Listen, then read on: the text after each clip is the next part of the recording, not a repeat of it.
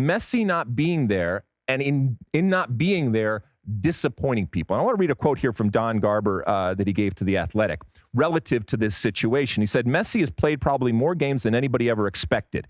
He came in quickly and has played in the U.S. Open Cup. He played in the Leagues Cup. He played for his country and scored a goal against Ecuador. It's a lot of games for a guy who has delivered in so many ways on and off the field. These are decisions that clubs have to make, and commissioners will support any decision that the team makes.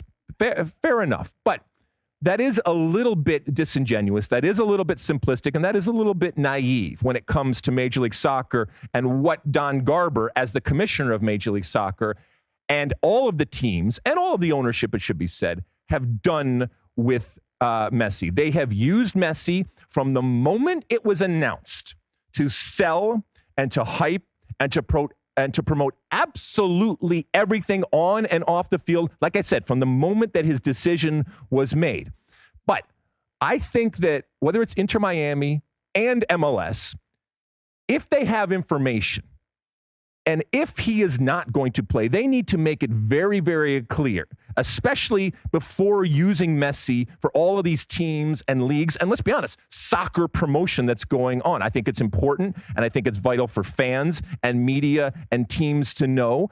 And Messi has proven to be the difference when he plays for Inter Miami. And I think it's the club's responsibility to do everything to inform, but also from a purely competitive standpoint, I would also think that it's Inter Miami's responsibility to do everything to make the playoffs. Now, Tata Martino has come out and said now that, no, the priority is the final of the Open Cup, which, by the way, leads you to Champions League. And so I can understand that. But again, be open and be honest with everybody.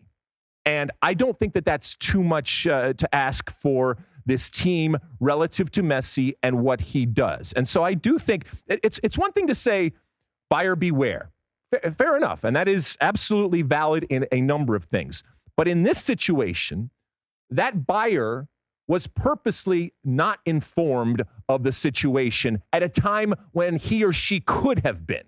And I just don't think that is ultimately right.